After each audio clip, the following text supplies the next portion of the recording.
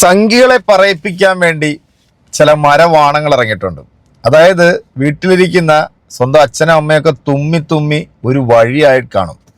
Ananthapuri vlogs എന്ന് പറയുന്ന ഒരു പരമ ഊള, ഇവൻ്റെ മോന്ത കണ്ടാൽ തന്നെ അവൻ്റെ വീട്ടിലെ പട്ടി പോലും വെള്ളം കുടിക്കത്തില്ല. ഇത് പറയാൻ കാരണം എന്താ അറിയാമോ? അത്രത്തോളം പച്ച വർഗീയതയാണ് ഈ നായ വന്നിരുന്നുകൊണ്ട് ഈ സോഷ്യൽ മീഡിയയിൽ വന്നിരുന്നത് കുരയ്ക്കുന്നത്. ഇവൻ്റെ ഈ ഓരോ വീഡിയോകൾ നിങ്ങൾ കാണുമ്പോഴേ ആ വീഡിയോയുടെ താഴെ പോയിട്ട് ചില കമൻറ്റുകൾ കാണണം. സ്വന്തം സമുദായത്തിൽപ്പെട്ടിട്ടുള്ള ആളുകൾ വരെ ഇവനെ പച്ച തെറിയാണ് വിളിച്ചുകൊണ്ടിരിക്കുന്നത്. നെറ്റിയിൽ ചന്ദനക്കുറിയും തൊട്ട് കയ്യിലൊരു പേനയും എടുത്തുകൊണ്ട് വന്നിരുന്നുണ്ട്. നേരം വെളുത്ത് അപരമത വിദ്വേഷമാണ് മോൻ ഈ ചാനലിനകത്തൂടി ഇങ്ങനെ പറഞ്ഞുകൊണ്ടിരിക്കുന്നത്. ഞാനിത് പറഞ്ഞു പോകും, നിങ്ങളിത് കേൾക്കുമ്പോൾ ഒരു പക്ഷേ ചിലപ്പോൾ നിങ്ങൾ ഇതിനെക്കാട്ടി രൂക്ഷമായ ഭാഷയിൽ പറയും. അപ്പോൾ നമ്മുടെ അൻസാരി സുഹരി ഉസ്താദ് ഇതിനൊരു കിടുക്കാച്ച് മറുപടിയും കൊടുത്തിട്ടുണ്ടോ. അദ്ദേഹത്തിൻ്റെ ആ ഒരു പണ്ഡിതനായതുകൊണ്ട് അദ്ദേഹത്തിന് ആ രീതിയിൽ മറുപടി കൊടുക്കാൻ പറ്റുന്നത്. പക്ഷേ എന്നെപ്പോലുള്ളൊരു സാധാരണക്കാരൻ ഇത് കേൾക്കുമ്പോഴത്തേക്ക് എനിക്ക് ഈ രീതിയിലാണ് മറുപടി കൊടുക്കാൻ പറ്റുന്നത്. കഴിഞ്ഞ കുറച്ച് ദിവസങ്ങളായിട്ട് സോഷ്യൽ മീഡിയയിലും സമൂഹ മാധ്യമങ്ങളിലും നമ്മുടെ മറ്റേ വിഷം ചീറ്റുന്ന വിഷപ്പാമ്പ്, വിഷകലയും, അതുപോലെ തന്നെ നമ്മുടെ BJPയുടെ ഗർജിക്കുന്ന പെൺപുലി എന്നൊക്കെ അവരവകാശപ്പെടുന്ന ഝാൻസി റാണി ഒക്കെ വന്നിരുന്നുണ്ട് ഈ പച്ച വർഗീയത പറഞ്ഞുകൊണ്ടിരിക്കുകയാണ്. ഇപ്പം UDF ഇപ്പോൾ ഏകദേശമൊക്കെ തീരുമാനങ്ങളൊക്കെ ആയി, മുഖ്യമന്ത്രി തീരുമാനിച്ചു, അവർ വന്നു. അപ്പം ഇപ്പോൾ ചില വേട്ടാവളിയന്മാർക്കൊക്കെ വല്ലാത്ത ചൊറിച്ചിലാണ്. കാരണം മുസ്ലിം ലീഗ് ഇതിൻ്റെ ഭാഗമായതുകൊണ്ട് ചിലർ പറയുന്നത് വിദ്യാഭ്യാസം കൊടുക്കാൻ പാടില്ല, ചിലർ പറയുന്നത് മറ്റേ എന്താ പറയുക പൊതുവരാമത്ത് കൊടുക്കാൻ പാടില്ല, ആഭ്യന്തരം കൊടുക്കാൻ പാടില്ല. എടാ, ഇത് അവർ തീരുമാനിച്ചോളുമല്ലോ. ഇത് ഈ വോട്ട് ചെയ്ത് വിജയിപ്പിച്ചാൽ ഒരു പങ്കുമില്ലാത്ത ചില മരവാണങ്ങൾ വന്നിട്ടാണ് ഇതിന് അഭിപ്രായം പറയുന്നത്.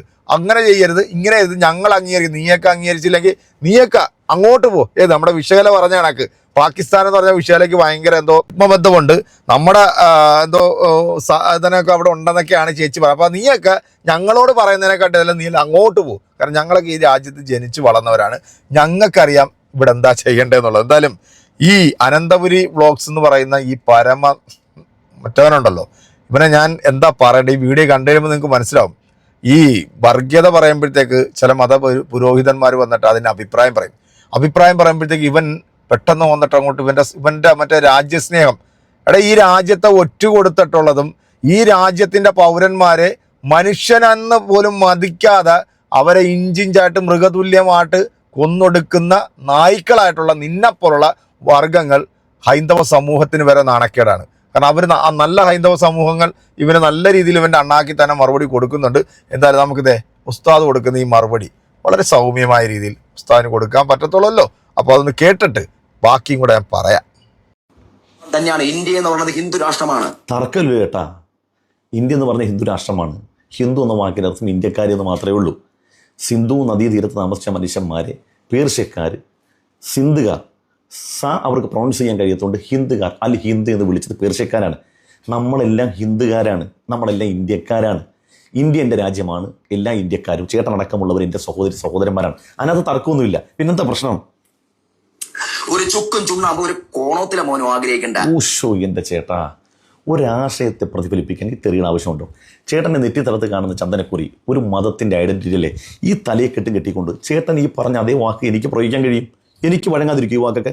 ഇതിൻ്റെ അപ്പുറത്തെ വാക്ക് പറയാൻ എനിക്ക് കഴിയത്തില്ലേ? എൻ്റെ നാവും വഴങ്ങും. പക്ഷെ ഞാനിത് പറയലോടുകൂടി എൻ്റെ സമൂഹം, എൻ്റെ സമുദായം എന്നെ പൂർണ്ണാർത്ഥത്തിൽ നിരാകരിക്കും. എൻ്റെ വീഡിയോ കാണത്തില്ലെന്ന് മാത്രമല്ല, അവർ വ്യക്തമായ വിഷയത്തിൽ നിലപാടെടുക്കും. സമുദായത്തോട് പറയും ഇയാളുടെ വീഡിയോ കാണാൻ പാടില്ല എന്ന് പറഞ്ഞു. ശക്തമായി പ്രതിഷേധം ഒരു കമൻറ്റ് ബോക്സിൽ എഴുതും.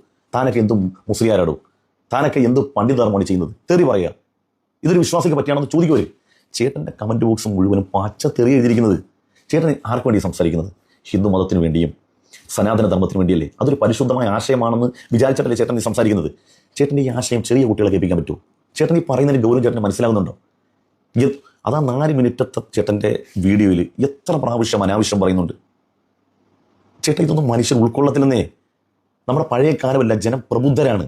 ഈ വൃത്തികളൊന്നും ഇത് ചേട്ടൻ്റെ അതേ മനോഭാവമുള്ള മനുഷ്യർ വന്നത് കാണുകയും കമൻറ്റ് ബോക്സിൽ ചേട്ടന് പിന്തുണ നൽകിക്കൊണ്ട് തെറി പറയുമെന്നുള്ളതല്ലാതെ ഒരു മനുഷ്യനും ഇതൊന്നും ഉൾക്കൊള്ളത്തില്ല. ഇതൊക്കെ ആരും ഇല്ലാത്തൊരു കാലഘട്ടത്തിൽ ജനങ്ങൾ അംഗീകരിക്കുന്നതല്ല. അല്ലാതെ വിദ്യാഭ്യാസം വിവരമുള്ള ഒരു സമൂഹത്തിന് മുമ്പിൽ, സാക്ഷര സമൂഹത്തിന് മുമ്പിലാണ് ചേട്ടൻ ഈ വൃത്തികളൊക്കെ പറയുന്നത്. ആശയം പറയൂ, കേൾക്കാം. നമുക്ക് എത്ര മണിക്കൂർ വേണമെങ്കിലും പറയൂ, വിമർശിക്കൂ, നല്ല ഭാഷയിൽ സഭ്യഭാഷയിൽ വിമർശിക്കൂ, കേൾക്കാം. ചേട്ടൻ ഈ ചന്ദ്രക്കുലിയും തൊട്ടുകൊണ്ട് ഈ അനാവശ്യങ്ങളൊക്കെ പറയുമ്പോൾ ചേട്ടൻ്റെ മനോഭാവമുള്ള ഒരു പിന്തുണക്കും എന്നതുപോലെ എന്നെ പിന്തുണക്കത്തില്ല. അതുകൊണ്ട് ഞാനത് പറയുന്നുമില്ല.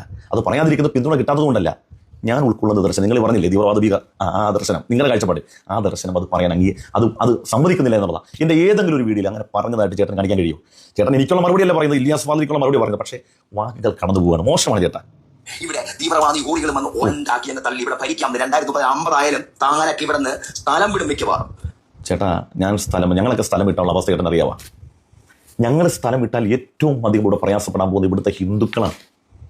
ആ വില്ലൻ ലോകൻ്റെ മലബാർ മാനുവല് അത് മാതൃഭൂമിയിലുണ്ട്, DC-ലൊക്കെ ഉണ്ട്. ഇത് 400 രൂപ കൊടുത്ത പുസ്തകം കിട്ടിയിട്ട് എന്തായിരുന്നു ഇന്ത്യയുടെ ഭൂതകാലം എന്ന് ചിന്തിച്ചാൽ മാത്രം മതി. ചേട്ടനെ അടക്കമുള്ള ആളുകൾ പറയുന്നു വലിഞ്ഞു കയറി വന്നവർ ഇവരാണ് ഇവിടുത്തെ സമാധാനം കളഞ്ഞത്. ചേട്ടൻ ഒന്ന് ചരിത്രം പഠിച്ചാൽ മാത്രം മതി. മുസ്ലിമീങ്ങൾ ഇന്ത്യ മഹാരാജ്യത്ത് നമ്മളെല്ലാവരും വന്നവരാ. ഇവിടെ ക്രിസ്ത്യാനി വന്നതാണ്, ഹിന്ദു വന്നവരാണ്, അത് ആര്യന്മാർ വന്നവരാണ്, ദ്രാവിഡന്മാർ വന്നവരാണ്, എല്ലാവരും വന്നു. ഇവിടെ വരാത്തവരാരും ഇല്ല. ആരും ഇവിടെ അവകാശവാദം പറയണ്ട. ആ ചരിത്രം പഠിക്കാത്തതുകൊണ്ടാണ് ചേട്ടൻ പറയുന്നത്. ഇനി പോട്ടെ, നിങ്ങൾ കുറച്ച് മുമ്പേ വന്ന് ഞങ്ങൾ പിന്നെ വന്നു. ഓക്കെ ശരി, ഞങ്ങൾ ഇവിടെ വരുന്നതിന് മുമ്പ് എന്തായിരുന്നു ഹിന്ദുവിൻ്റെ അവസ്ഥ എന്ന് പറഞ്ഞാൽ മതി. അത് മാത്രം പഠിച്ചാൽ മതി.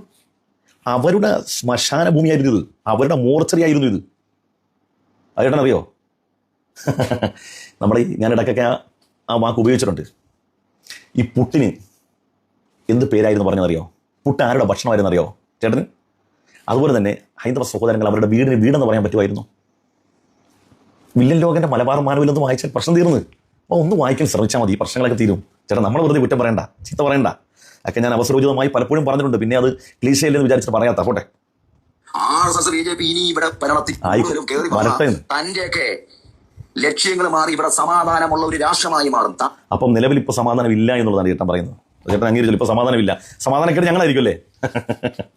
കുടുംബക്കാരൊക്കെ മര്യാദയ്ക്ക് ജീവിച്ചില്ലെങ്കിൽ ചേട്ടാ ജീവിച്ചോളാം, ഒന്നും പറയല്ലേ പ്ലീസ്. മര്യാദയ്ക്ക് ജീവിച്ചോളാം. ശരി, ചേട്ടനത്തെ പറഞ്ഞ സ്ഥിതിക്ക് മര്യാദയ്ക്ക് ജീവിച്ചോളാം. ഒന്നും പറയല്ലോ പ്ലീസ്.